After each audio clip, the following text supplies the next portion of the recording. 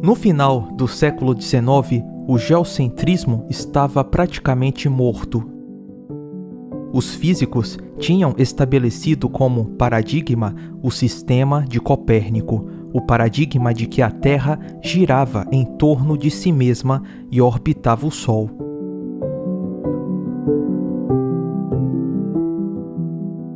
Nessa mesma época, físicos como James Clerk Maxwell especulavam que a luz era uma onda eletromagnética. Já conhecíamos o comportamento das ondas, as ondas sonoras que se propagam através do ar, as ondas do mar que se propagam através da água, as ondas sísmicas dos terremotos através da terra. Era intuitivo imaginar que a luz, sendo uma onda, também precisava de um meio para se propagar. Maxwell sugeriu que a luz se propagava em um meio invisível, denominado éter. Um meio que, em tese, deveria permear todo o espaço, inclusive o vácuo. Heinrich Hertz demonstra que a luz era mesmo uma onda eletromagnética. Ora, sendo o éter real, poderíamos detectar o movimento da Terra. Imagine que todo o espaço é permeado por um meio invisível, o éter. Se a luz se propaga pelo éter, então deve existir um movimento relativo entre a luz, o éter e a órbita da Terra. Era intuitivo pensar que a velocidade de um feixe de luz mudaria em relação ao sentido da órbita da Terra. Afinal, velocidades relativas em sentidos opostos se somam. E velocidades relativas no mesmo sentido se subtraem. Pense numa pessoa nadando. Nadar a favor da correnteza é mais fácil do que nadar contra ela. A mesma coisa deveria acontecer com a luz e o éter. Para um observador na Terra, o arrasto do éter mudaria a velocidade da luz em diferentes direções. Esse é um pensamento bastante lógico e intuitivo. Todas as ondas conhecidas precisam de um meio para se propagar. Então, por que com a luz seria diferente?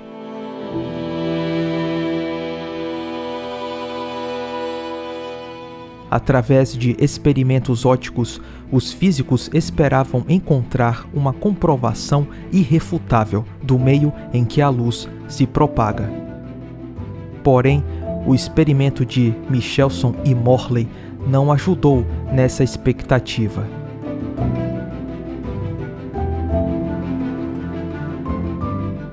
Em 1881, o físico Albert Michelson fez um experimento bastante engenhoso. A ideia era dividir um feixe de luz em dois feixes com direções perpendiculares. Esses feixes são então refletidos de volta e recombinados em uma chapa fotográfica, produzindo franjas.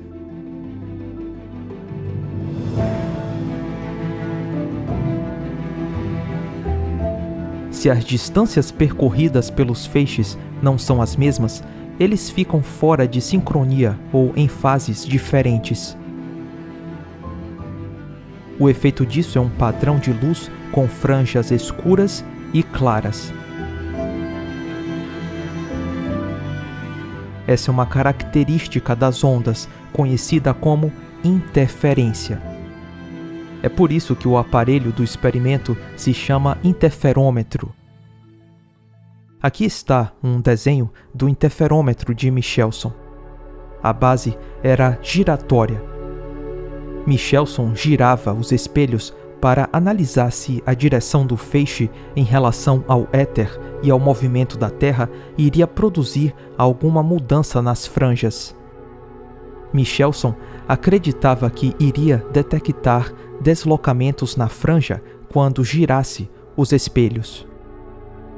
Ora, se a Terra orbita o Sol e se a luz viaja através do éter, seria esperado que as velocidades dos feixes de luz no interferômetro mudassem com o giro dos espelhos.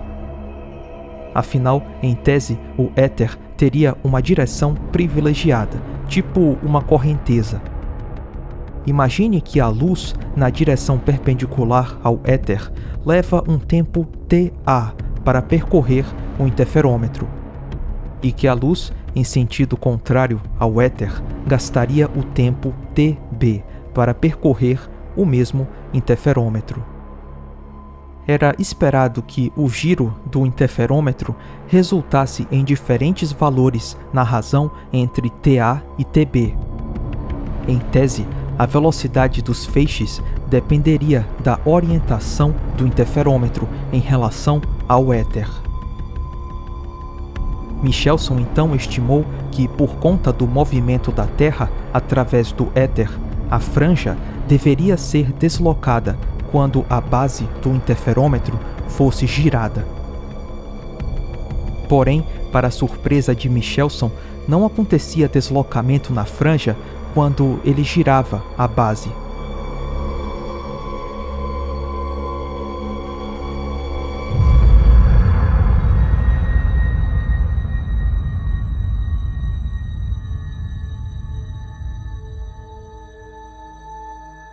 Michelson escreve: a interpretação desses resultados é que não há deslocamento das bandas de interferência.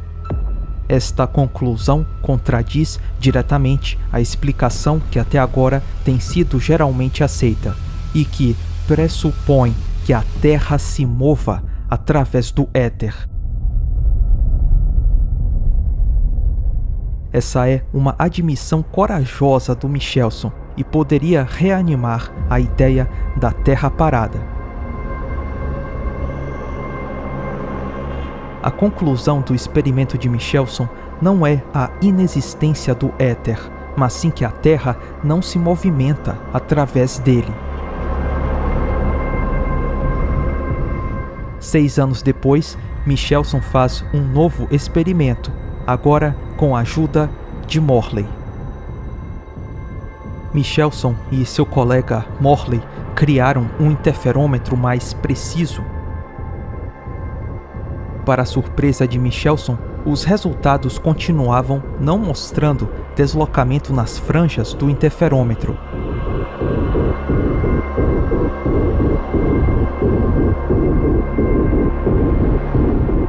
Não havia deslocamento nas franjas que justificasse uma Terra viajando no espaço através do éter. Mesmo que o éter fosse estacionário e não uma correnteza, o movimento de translação da Terra, em tese, poderia criar um tipo de arrasto do éter.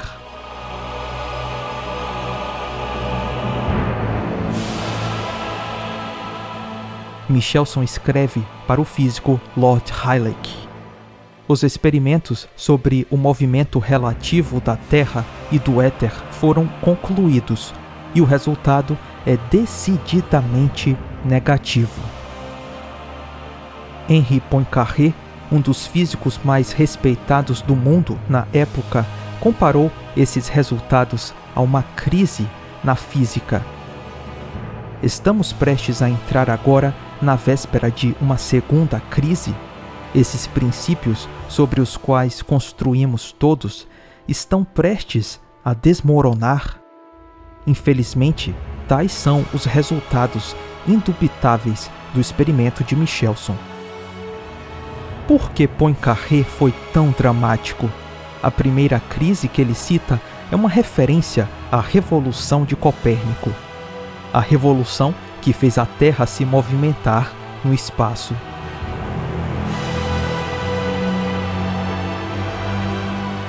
E agora, a segunda crise é fazer com que a Terra fique parada de novo. Resgatar a ideia da Terra parada não é uma revolução, mas sim uma contra-revolução. A ameaça era que o experimento de Michelson e Morley ressuscitasse a ideia da Terra parada. O experimento de Michelson mostrou que, numa Terra orbitando o Sol a 107.000 km/h, um feixe de luz disparado na direção da órbita da Terra e outro feixe disparado em qualquer outra direção percorreriam as mesmas distâncias no mesmo intervalo de tempo. Mas isso é um sério problema porque, se a luz se movimenta através do éter, a velocidade do feixe de luz em relação ao éter dependeria da direção do feixe. Nesse cenário, a distância percorrida da luz dependeria da direção dela em relação ao éter. O experimento de Michelson, porém, garante que as franjas de interferência não dependiam da direção do feixe.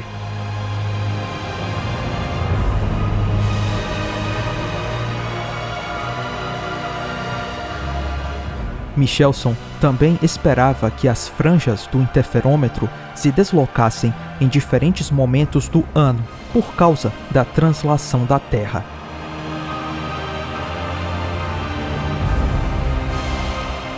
Mas ao contrário da expectativa, as franjas não se deslocavam.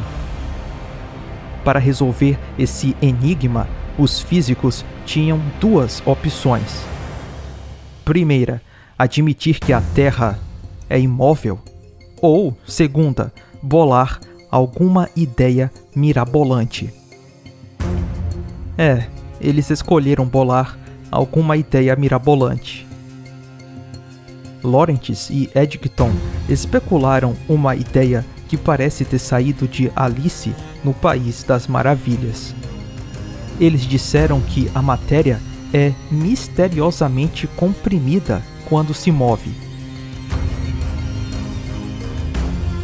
Lorentz propôs que o braço do interferômetro, que apontava para a direção do movimento da Terra ou do éter, sofria uma contração no comprimento.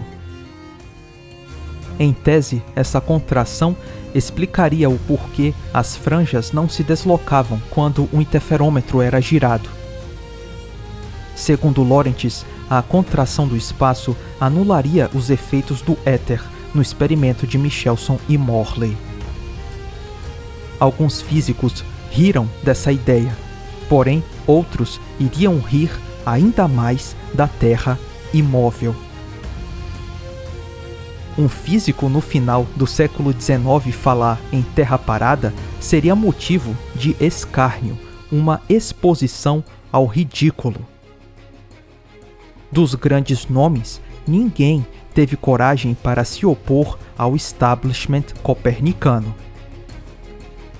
O copernicanismo já tinha se transformado numa cultura, uma parte da estrutura do pensamento dos físicos.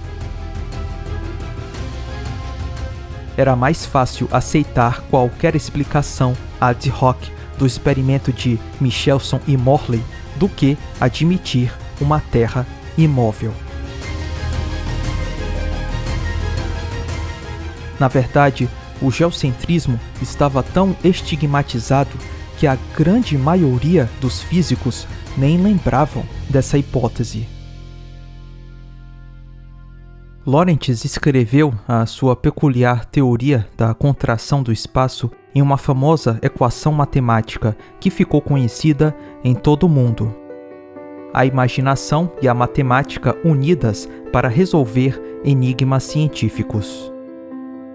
Essa simbiose entre a magia da matemática e a imaginação fez um físico experimental do calibre do J.J. Thomson dizer o seguinte: temos o espaço de Einstein, o espaço de Sitter, universos em expansão, universos em contração, universos vibrantes, universos misteriosos.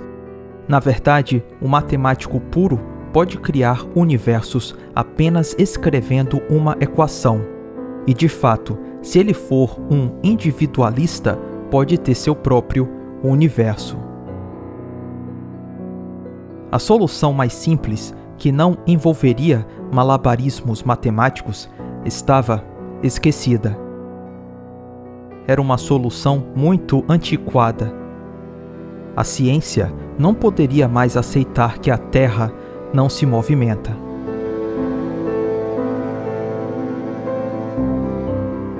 E agora, para sustentar a ideia mirabolante de Lorentz que os objetos contraem quando se movimentam, era necessário construir uma outra ideia, a ideia de que o tempo dilata. Eles não tinham outra escolha a não ser alterar o próprio tempo para manter a velocidade da luz constante através do éter. Para explicar o experimento de Michelson e Morley, Lorentz sugere que o tempo que o feixe gasta para percorrer a distância que foi supostamente contraída deveria ser maior. Se o tempo não passasse mais devagar na região que teve o comprimento contraído no interferômetro, a luz chegaria ao anteparo mais cedo, e isso provocaria um deslocamento nas franjas, coisa que o Michelson não viu no experimento. Então, para entender os resultados do experimento de Michelson e Morley, Lorentz introduziu essas duas ideias: a contração do comprimento e a dilatação do tempo. O próprio ritmo do tempo poderia mudar e, portanto, o tempo passou a ser agora relativo, como o próprio espaço. Assim, o comprimento, o tempo, passam a ser relativísticos. Toda a realidade física deveria mudar para explicar o experimento de Michelson e Morley numa Terra que viaja no espaço.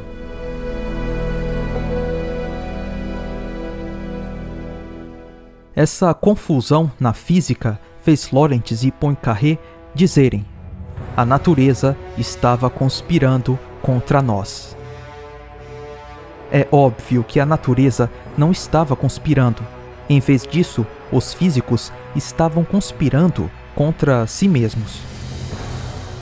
A confusão gerada pelo experimento de Michelson e Morley poderia ter sido evitada se os físicos admitissem que a Terra estava parada no espaço.